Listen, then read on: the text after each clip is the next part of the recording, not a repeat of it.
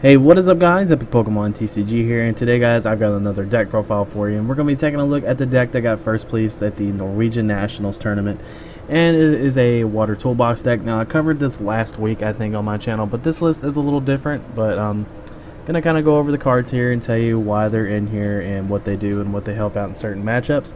And if you enjoy the video, make sure to like it and subscribe for some more content. I'm going to try to keep up these videos and try to keep this going. But first off, we're going to take a look at Seismitoad Dx. Now, Seismitoad Dx is a very popular card, mostly due to the fact of how disruptive it can be. We can actually do both attacks in this deck, but we're going to take a look at Quaking Punch first. Your opponent can't play any item cards from his or her hand during their next turn.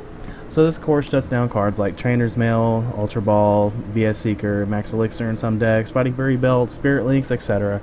And really just makes it really difficult for your opponent to play cards like Battle Compressor and stuff like that. And so pretty cool there. And the attack Grenade Hammer, really this is just in here for just a big attack that can hit for a lot of damage. And since we do play all water energy in this deck, you pretty much just need one more energy if you're able to do Quaking Punch. And if you do Quaking Punch a couple times, you can pretty much knock out stuff with Grenade Hammer. And so that's just a viable option there. Seismitoad is just a really powerful card in here.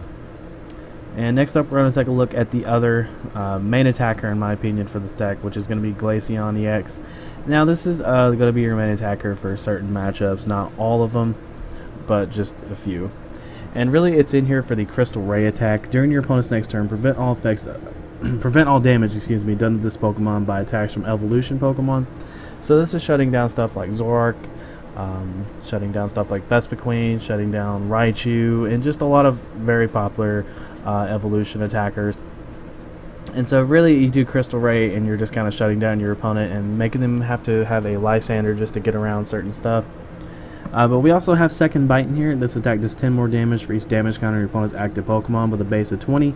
So if you have an extremely heavily damaged Pokemon sitting on the bench, or if it's active or something like that, then you can use Second Bite to just pretty much knock it out and just do a ton of damage. So Glaceon is very viable and very flexible in this deck. Of course, you do have the water energy, which is pretty much what you need for everything to attack in here. But we're going to take a look at Regice here next. And just like Glaceon, this is another main attacker. Really, there's 3 attackers in here, and one to kind of come in and sweep if you're able to get it set up. And Regice, what it's pretty much in here for is, of course, those decks that really rely on Pokemon EX. Like, just, there's so many. You guys know the decks. So it has Resistance Blizzard. During your opponent's next turn, prevent all effects of attacks, including damage done to this Pokemon by Pokemon EX. So pretty much if your opponent has a big gigantic Evital sitting up active, and they're evil balling the living crap out of you, you just come up and use Resistance Blizzard and you're good. They have to have a Lysander. Really, this deck pretty much forces your opponent to have a Lysander at all times, because really against certain things they just can't attack you, and it's just really annoying. But this also has Ice Beam. It does 30 damage, and then you flip a coin if your opponent's active Pokemon is now paralyzed. So it's kind of sticking that up there and making it trapped. And now the other attacker we're going to take a look at is going to be Articuno. Now Articuno is a plus trait Pokemon. Pretty much whenever you take a prize with Articuno, you take one more. And Articuno has the attack Chilling Sigh, which it does is your opponent's active is now asleep. And then Tri-Edge, which is going to be the popular attack we're going to be using the most with Articuno, really for those late game situations. And basically what it does is you flip 3 coins, and then this attack does 40 more for each heads. And it has a base of 20, so if you hit like a couple heads, you're going to be doing 100 damage. And really what this is for is like really late in the game when you've already maybe attacked with Glaceon or Regice, depending on the matchup. Or if you just have a lot of Pokemon on your opponent's side of the field that you probably Quaking Punch the living crap out of and they're extremely damaged. Well, you can use Articuno to possibly take some extra prizes and kind of just mess up your opponent. And now another Pokemon we're going to take a look at, really it is a support Pokemon. It's going to be Manaphy X, and what it does is pretty much allows you to have free retreat for any Pokemon to have water energy attached to it with the Aqua Tube ability. It's very similar to Darkrai EX's Dark Cloak ability. And pretty much that's what that's in here for. You can use Mineral Pump, but with it being a 122 prize attacker, I just wouldn't do it.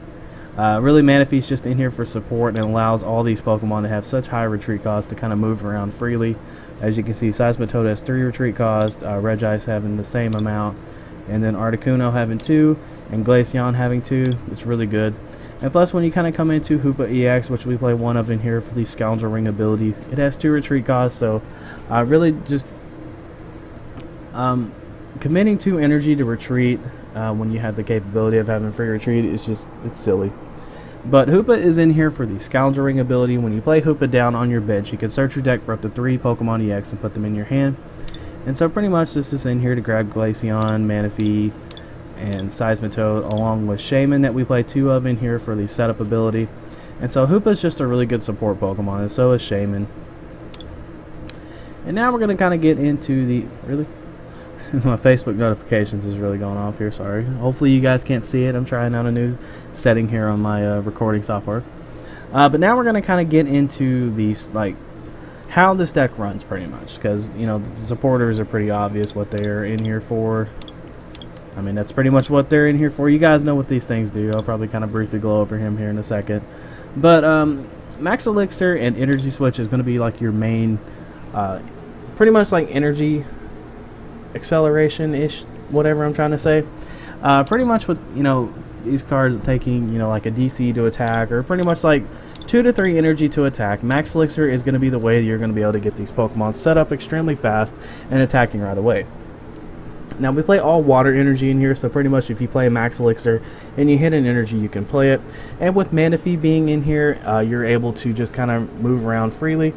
And then, of course, Energy Switch. If you Max Elixir something onto a bench Pokemon and you need it onto your active, or maybe you're switching attackers throughout the game, then you can Energy Switch one of your water energy off of your bench Pokemon to something else. Or if you have something stuck active and you know, maybe like you don't have an energy at the time or something like that, Energy Switch is kind of in here just really for that flexibility and letting you attack with different things at different times. So this is definitely a very good card, especially for this deck. Just being able to just kind of move your energy around is really nice. And Trader's Mail is in here just to kind of search out those cards and just get them to your hand.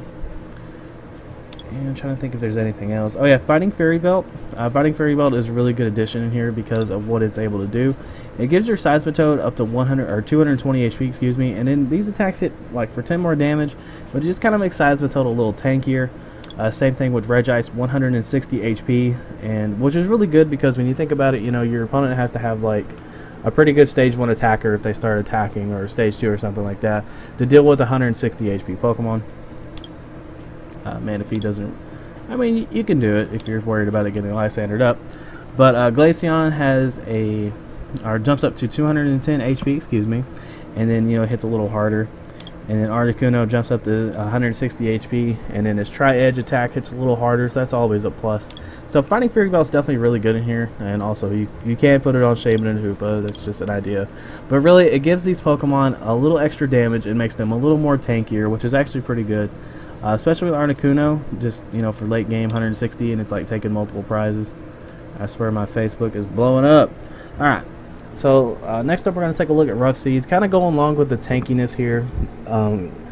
Pretty much this just kind of lets you heal your Pokemon. Of course, you have Manaphy for free retreat, so you can bring a Pokemon to the bench and start using Rough Seeds. But another thing it does is it just kind of takes away this little ability right here on Grenade Hammer, which this attack does 30 damage to 2 of your bench Pokemon. If you hit 2 Pokemon for 30 and then next turn they're still on the field and they haven't taken any damage or hasn't been Lysandered or something like that, you can just Rough Sea it off and then basically it never happened. That's always a really good thing, just kind of getting a Pokemon out of the active spot, setting up something else to attack, and then just using Rough Seas.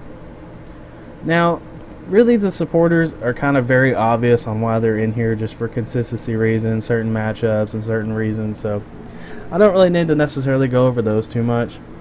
Lysander, I think, is one of the key cards you're going to need for this deck, because really this can't one-shot stuff, and you can just kind of get easy stuff out of the way early. Like, let's see here let's see. Really, okay, if like you see a matchup where, you know, you're going to be going good with Regice for most of the match, but you know, like your opponent has an evolution Pokemon or something like that, really you can just kind of Lysander the basic up and knock it out. And so that's one of the cool things why that's in here. I really don't think there's anything else much to really go over besides the 12 water energy, and the high amount of energy is definitely very good because all these attacks take like 3 energy and is easily searchable with Max Elixir. But yeah, that's really about it for this deck. Definitely a very awesome deck, very fun to play. and something I've been monkeying around here with a little bit, and I'm enjoying it. Definitely, if you can hit the right matchups and know how to play them, this deck can be very, very, very tough to go against. But if you guys enjoy the video, make sure to like it, subscribe for some more content. I would really appreciate to have some more subscribers hanging around here. So you guys take care. I love you, and this is Epic Pokemon TCG signing out. Take care, guys, and congrats to the player that did so well with this deck, because it's really awesome seeing something kind of newish popping up and doing pretty good at these huge events. Take care.